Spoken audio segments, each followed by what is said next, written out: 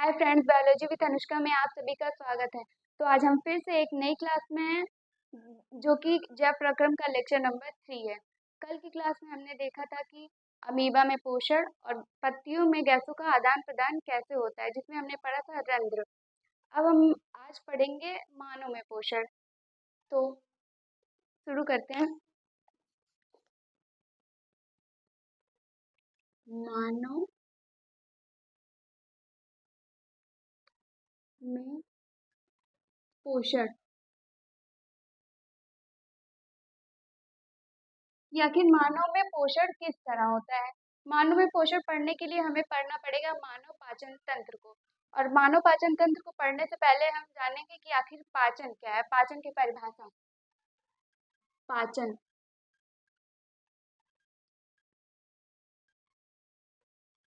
पाचन क्या है? जटिल अणुओं का सरल अणुओं में परिवर्तन क्या कहलाता है? पाचन। जटिल अणुओं का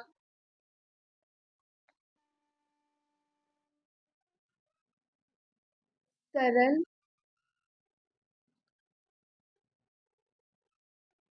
अणुओं में परिवर्तन क्या है? पाचन जटिल अणुओं का सरल अणुओं में परिवर्तन, यानी कि जब हम भोजन को खाते हैं तो क्या होती है? जटिल अवस्था में, और पेट के अंदर जाके क्या होती है? सरल अणुओं में टूट जाते हैं। तो ये क्या कहलाता है? पाचन। अब जानेंगे मानव पाचन तंत्र को। मानव पाचन तंत्र, हम जानेंगे तंत्र क्या है। मतलब कि पाचन में जो जो अंग मिलते हैं उन सबको सम्मिलित रूप से क्या कहते हैं? पाचन तंत्र। मतलब कि कई सारे अंग मिलकर तंत्र का निर्माण करते हैं। ठीक। मानव पाचन तंत्र के मानव पाचन तंत्र में 6 भाग काम करते हैं पाचन में। पहला क्या है? पहले हम लिखेंगे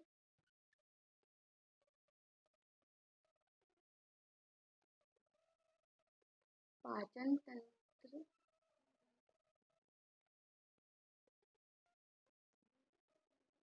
के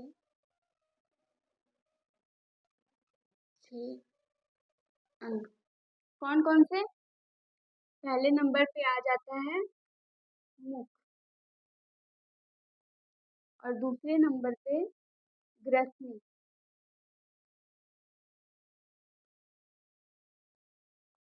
तीसरे नंबर पे आ जाता है आमाशय,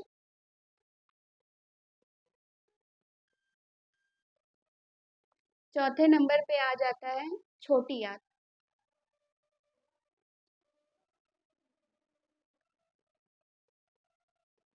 और पांचवें नंबर पे बड़ी आंत।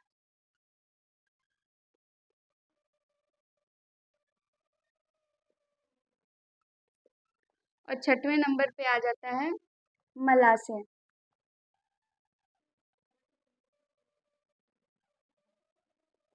इसको हम गुदा द्वार भी कहते हैं।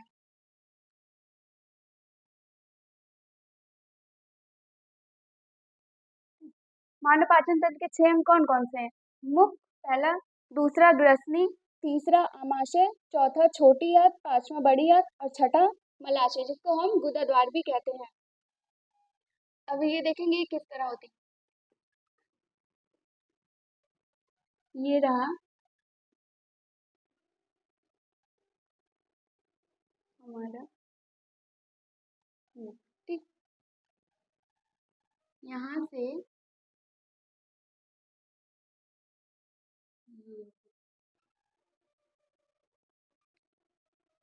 ये क्या है? मुख हो गया। ये ग्रसनी। अब यहाँ से क्या आता है?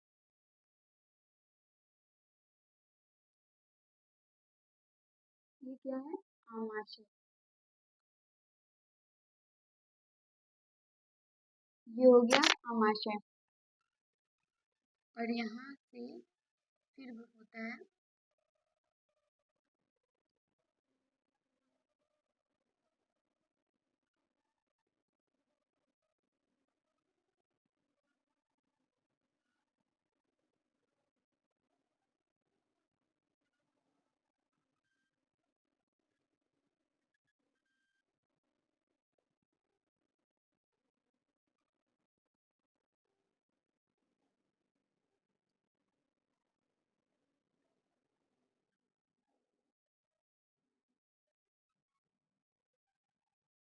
ये ऐसी छोटी आंत होती है जो पूरे शरीर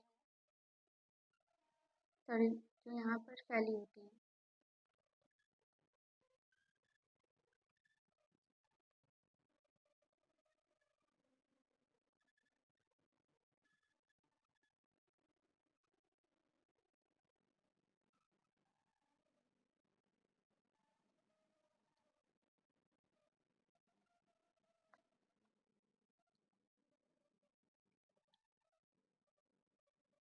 ये हो गया बड़ी आंत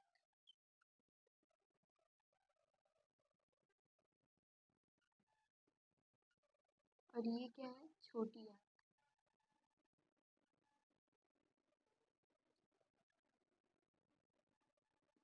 इसको थोड़ा सही से होंगे।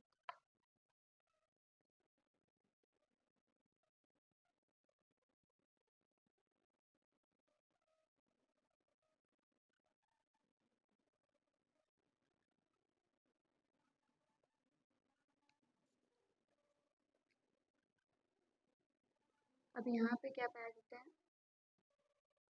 यहाँ पे ऐसे यकृत होता है। ये क्या है यकृत और ये है पित्ताशय।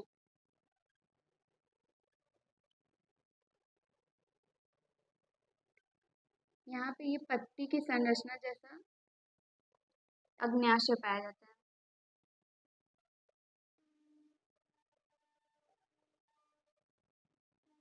ये क्या है आपका मानव पाचन तंत्र है। आप इस डायग्राम की प्रैक्टिस कर लीजिए क्योंकि ये बोर्ड के लिए बहुत इंपॉर्टेंट है। अब हम इसको एक एक करके डिटेल में पढ़ते हैं। मानव पाचन तंत्र के एक एक भाग को डिटेल में पढ़ते हैं। पहला क्या आ जाता है मुख।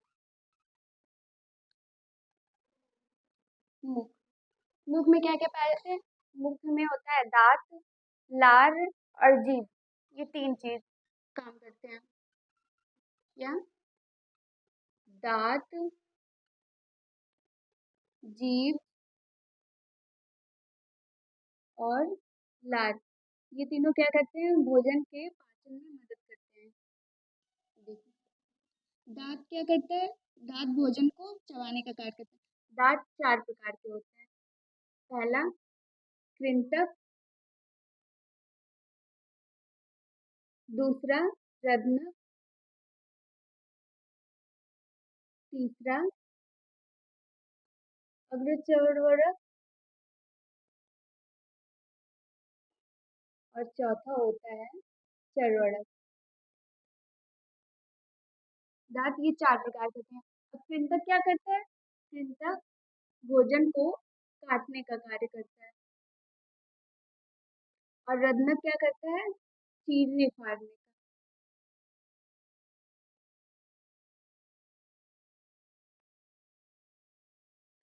अग्रचर्वणक भोजन को पीसने का कार्य करता है। अचर्वणक भी भोजन को पीसने का ही कार्य करता है। ठीक। अब जीभ क्या करती है, जीभ जो है, जीभ ये क्या करती है, भोजन को निगलने में मदद करती है। भोजन को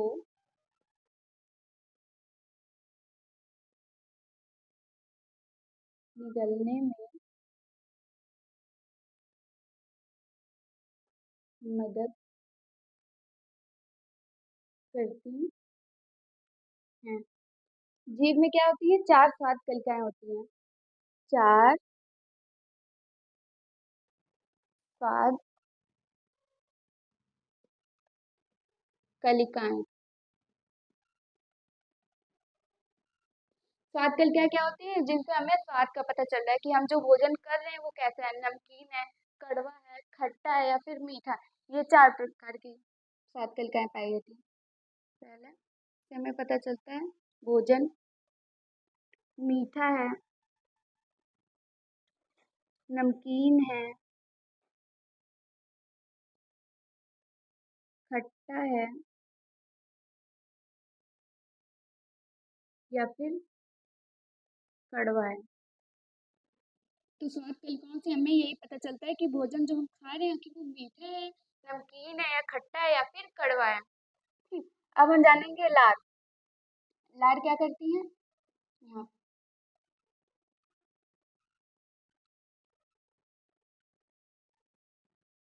लार, लार क्या, लार कहाँ, लार का श्रावण किधर से होता है? लार का श्रावण लार ग्रंथि से होता है।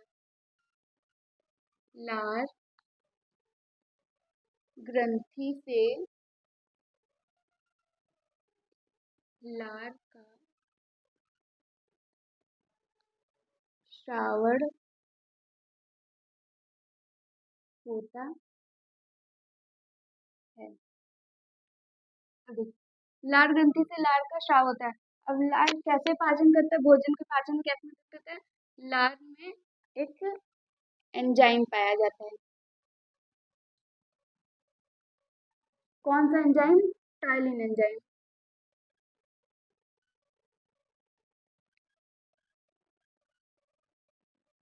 अभी लार में टॉलिन एंजाइम पाया जाता है जो मंड को पचाने में मदद करता है। क्या करता है? मंड को पचाने में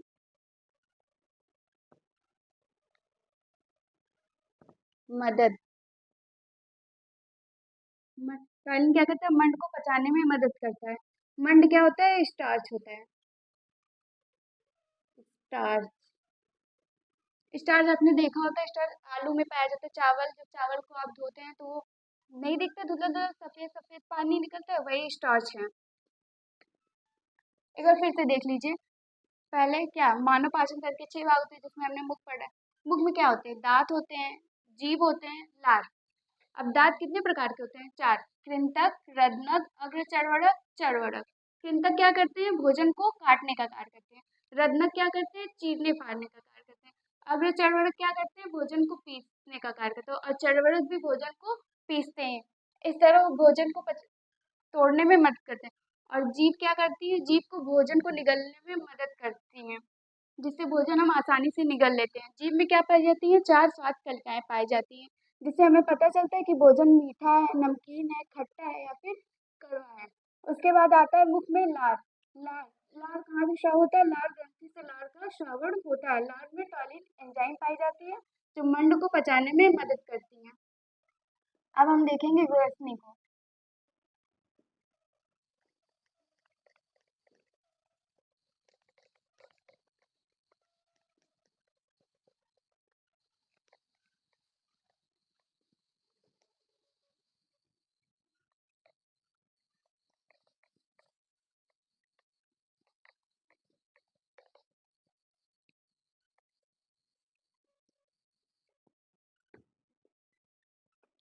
नंबर 2 पे आता है ग्रसनी। ग्रसनी का बस एक कार्य है, ग्रसनी क्या करती है? मुख से भोजन को आमाशय तक पहुंचाती है। क्या करती है? मुख से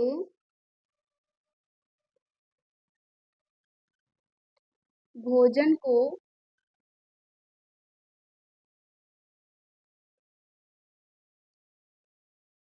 आमाशय तक पहुंचाती है।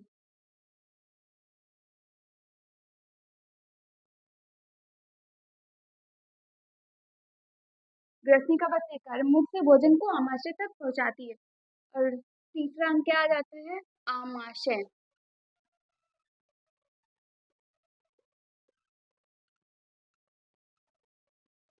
अब देखिए, आमाशय में पाया जाता है जठर ग्रंथि।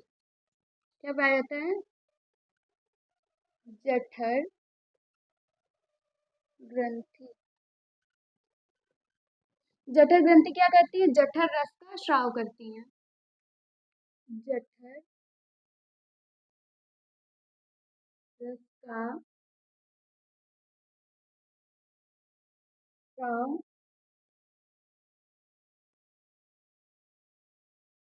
करती है। जठर रस कौन जठर रस में क्या होता है? तीन चीजें होती है जठर रस में।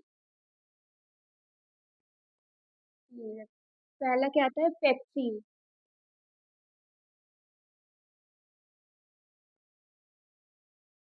और दूसरा HCl, यानी कि हाइड्रोक्लोरिक अम्ल।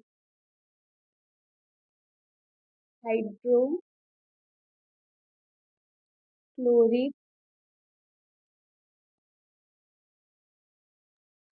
अम्ल। और तीसरा होता है श्लेष्मा।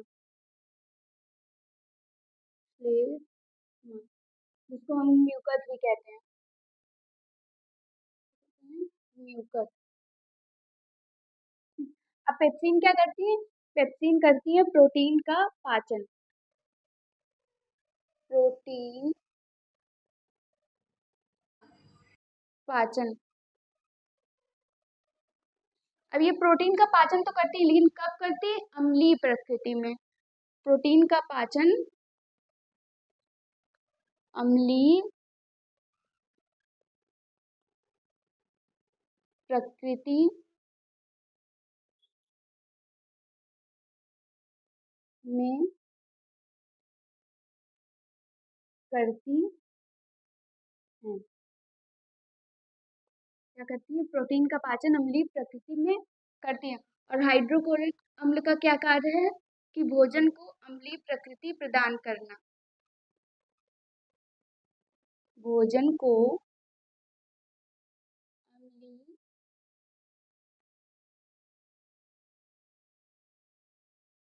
प्रकृति प्रदान करना। क्या? पेप्सिन प्रोटीन का पाचन करती है, किसमें करती है? अम्लीय प्रकृति में। तो भोजन को अम्लीय प्रकृति कौन देता है? हाइड्रोक्लोरिक अम्ल भोजन को अम्लीय प्रकृति देता है। अब अब श्लेष में क्या है? श्लेष में पाया जाता है आमाशय के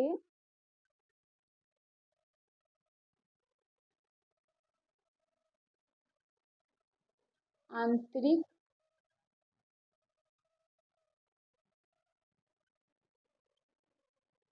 स्तर में। श्लेष्म कहाँ पाया जाता है? आमाशय के आंतरिक स्तर में। श्लेष्म की जरूरत क्यों है? ये क्या है? HCl। HCl क्या होता है? अम्ल होता है, जो हमारे आमाशय को नुकसान पहुंचा देता है। तो इससे अम्ल से आमाशय की रक्षा कौन करता है? तो श्लेष्म करता है। श्लेष्म जो है क्या करता है? आमाशय की रक्षा करता है। उनका श्लेष्मा का क्या कार्य क्या है? आमाशय की रक्षा करना। क्यों? क्योंकि HCl हमारे शरीर के लिए खतरनाक है। तो सोचिए, आमाशय में पाया जा रहा है, तो उसके लिए सुरक्षित रहने के लिए कुछ तो जरूरी है ना। तो उसमें श्लेष्म में पाया जाता है, जो आमाशय की आंतरिक अस्तर की रक्षा करता है। अब हम आते हैं छोटी आंत पे।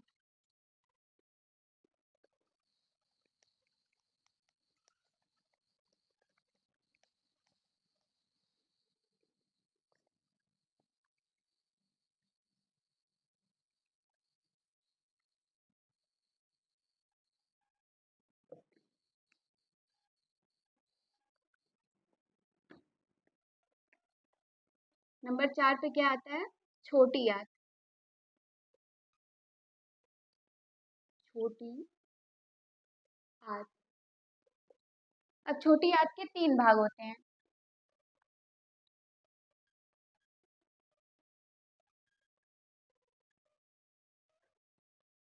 पहला क्या है?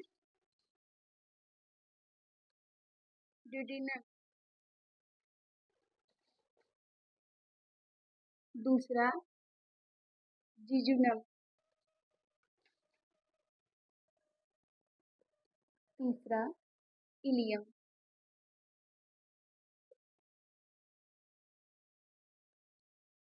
ड्यूडेनम, जिजनम, इलियम, ये तीन किसके भाग होते हैं? छोटी आंत के। अब यहाँ पर ड्यूडेनम में क्या है? ड्यूडेनम में यकृत और अग्न्याशय आते हैं।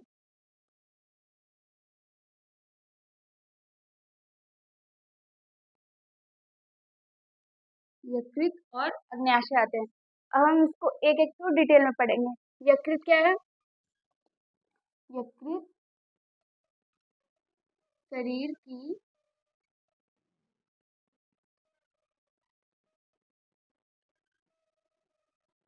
सबसे बड़ी ग्रंथि। यकृत क्या है? शरीर की सबसे बड़ी ग्रंथि है। और अग्न्याशय एक मिश्रित ग्रंथि है। क्या है? मिश्रित ग्रंथि। इसको मिश्रित ग्रंथि क्यों कहते हैं? क्योंकि इसमें अंतःस्रावी ग्रंथि भी पाई जाती है और बाह्यस्रावी भी ग्रंथि पाई जाती है। अग्न्याशय क्या करती है? एंजाइम्स और हार्मोन्स को दोनों को निकालती है। इस वजह से इसको क्या कहते हैं? मिश्रित ग्रंथि कहते हैं। पहले हम जानते हैं अग्न्याशय।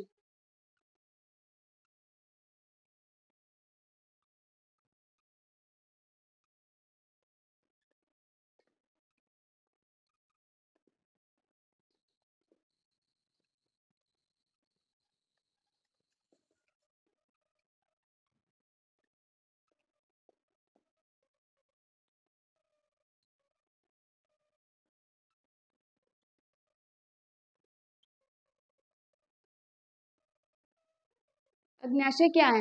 अग्न्याशय एक मिश्रित ग्रंथि है। क्यों? क्योंकि इसमें इसके दो भाग होते हैं। पहला क्या? अंतःस्रावी भाग, अंतःस्रावी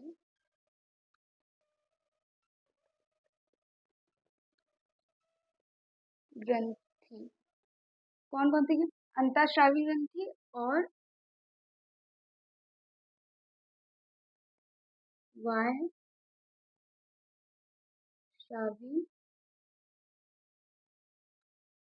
ग्रंथि वाला भाग। क्या? अंतःस्रावी ग्रंथि भाग और बाह्यस्रावी ग्रंथि भाग। अब अंतःस्रावी ग्रंथि भाग क्या निकालती है? हार्मोन को। हार्मोन कौन से हार्मोन को निकालती है? इंसुलिन। इंसुलिन। अंतःस्रावी ग्रंथि किस हार्मोन को निकालती है? इंसुलिन। इंसुलिन की कमी से मधुमेह रोग होता है। इंसुलिन इसकी कमी से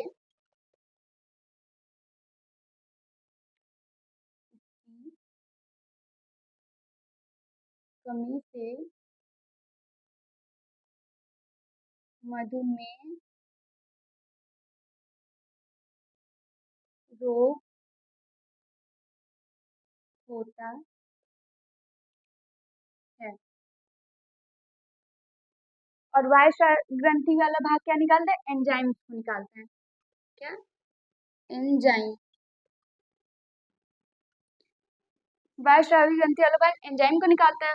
और कौन कौन से एंजाइम? तीन प्रकार के एंजाइम को निकालता है। पहला एमाइलेज,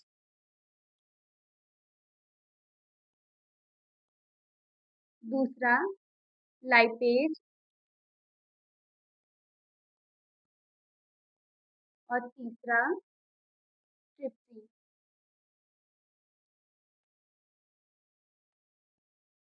अब ये देखिए, अब ये किस तरह मदद करती है एंजाइम्स? एमाइलेज क्या करता है? कार्बोहाइड्रेट का पाचन करता है। एमाइलेज कार्बोहाइड्रेट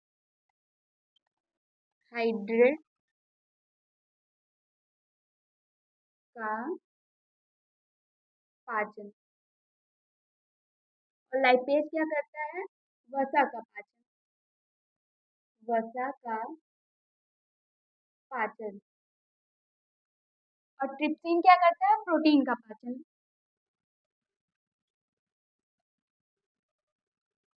प्रोटीन का पाचन। एक बार फिर से देखिए, ये क्या है? छोटी आंत की। छोटी आंत के तीन भाग होते हैं, ड्यूडेनम, जिजनम, इलियम। और ड्यूडेनम में क्या बैठता है? यकृत और अग्न्याशय आते हैं। यकृत क्या है? शरीर की सबसे बड़ी ग्रंथि है। अग्न्याशय क्या है? अग्न्याशय एक मिश्र ग्रंथि। मिश्र ग्रंथि क्यों कहते हैं? क्योंकि इसमें अंतःस्रावी ग्रंथि और बाह्यस्रावी ग्रंथि दोनों पाई जाती हैं। अंतःस्रावी ग्रंथि क्या निकालती है? हार्मोन को। हार्मोन कौन सा? Insulin hormone. इंसुलिन की हार्मोन से इंसुलिन हार्मोन की कमी से मधुमेह रोग होता है। मधुमेह मतलब कि डायबिटीज, शुगर। और वायस्रावी ग्रंथि वाले भाग से एंजाइम स्राव होता है। और कौन कौन से एंजाइम? तीन एंजाइम। पहला एमाइलेज, जो कि करती है कार्बोहाइड्रेट का पाचन। दूसरा लाइपेज, जो वसा का पाचन करती है। तीसरा ट्रिप्सिन, जो प्रोटीन का पाचन करती है। अब हम देखेंगे यकृत।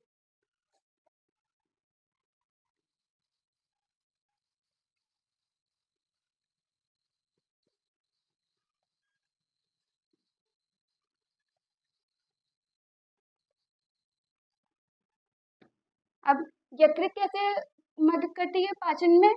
यकृत जो है, यकृत क्या करती है? पित्त रस का स्राव करती है। क्या? पित्त रस का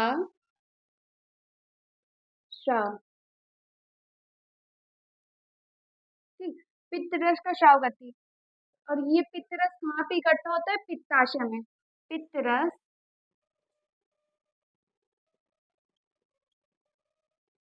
पित्त रस पित्ताशय में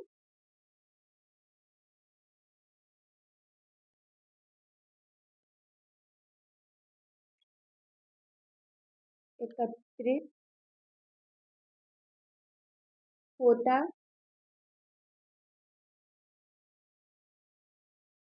इसमें देखिए बच्चे बहुत कंफ्यूज रहते हैं, क्योंकि पित्त रस और पित्त पित्ताशय शब्द मिलते हैं, इस वजह से कंफ्यूज। लेकिन आप कंफ्यूज मत होइएगा। यकृत क्या करता है? पित्त रस का स्राव। पित्त रस का स्राव कौन करता है? यकृत करता है। और इकट्ठा कहाँ होता है पित्त रस? पित्ताशय में। पित्ताशय पित्त रस का स्राव नहीं करता है। पित्ताशय में पित्त रस एकत्रित होता है। पित्त रस का स्राव कौन करता है? तो पित्त रस का स्राव यकृत करता है। अब क्या? पित्त रस में पित्त रस में क्या पाए जाते हैं? पित्त लवण। पित्त रस में पित्त लवण होता है, जो क्या करता है? वसा की बड़ी गोलिकाओं को छोटी गोलिकाओं में बदलता है। पित्त रस में पित्त लवण होता है, जो वसा की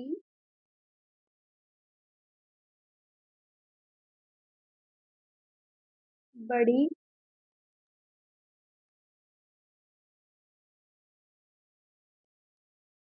गोलिकाओं को छोटी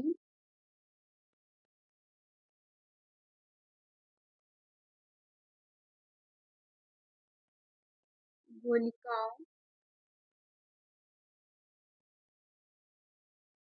में बदलता है। अब यह क्रिया क्या कहलाती है? तो जो क्रिया होती है उसको हम इमल्सीकरण कहते हैं। इस क्रिया को इस क्रिया को इमल्सीकरण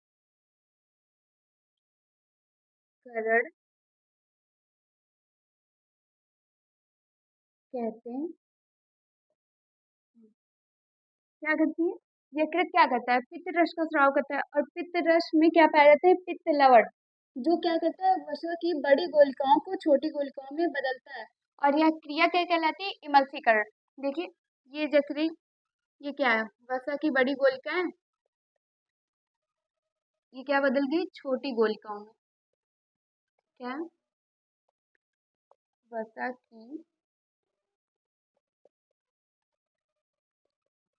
बड़ी गोलिकाएं।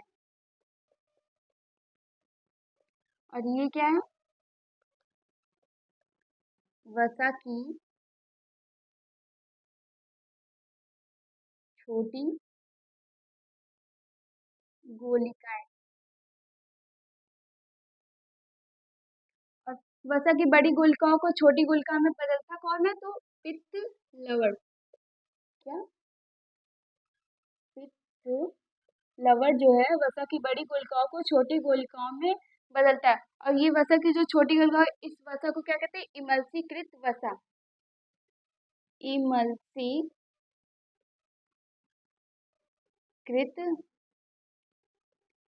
वसा। ये ये जो छोटी गुलिका है, इनको क्या कहेंगे? इमल्सीकृत वसा।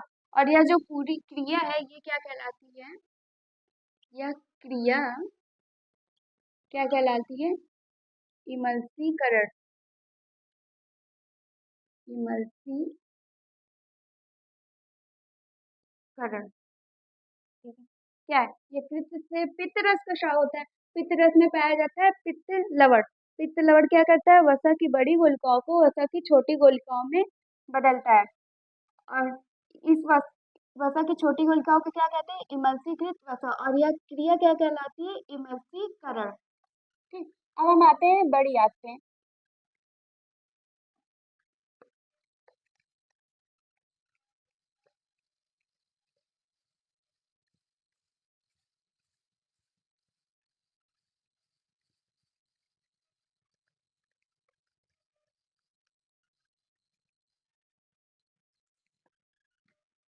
अब क्या आते हैं?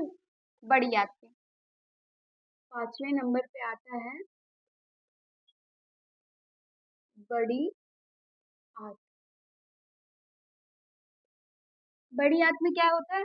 बड़ी आंत में जो कुछ बचे कुछ भोजन होते हैं उनका पाचन होता है। अवशेष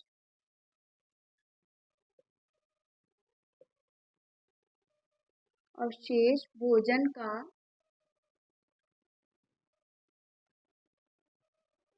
पाचन और जल का अवशोषण। क्या होता है? बड़ी आंत में क्या होता है? अवशेष भोजन का पाचन और जल का अवशोषण होता है। ज्यादातर भोजन कहाँ पे पाचित होता है? छोटी आंत में ज्यादातर भोजन वही पाचित होता है। जो अवशेष बचा होता है वो बड़ी आंत में आके पाचित हो जाता है और जल का अवशोषण होता है।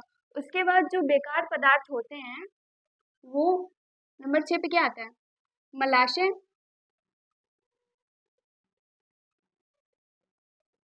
तो इसमें क्या होता है?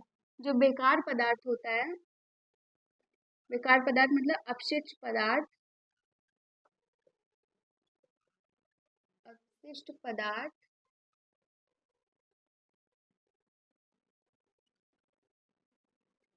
शरीर से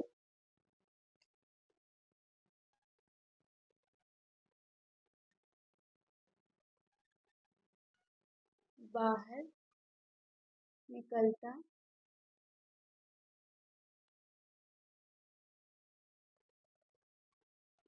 मलाशय में क्या होता है? जो अपशिष्ट पदार्थ होते हैं ना उनका शरीर से बाहर निकल जाता है। तो हमने हमने देखा मानव अब हमारा मानव पाचन तंत्र कंप्लीट हो गया।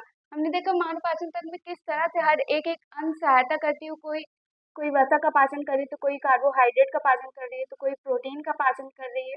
तो शायद मानव पाचन तंत्र में इतने सारे अंग होते हैं जो भोजन को पचित करते हैं।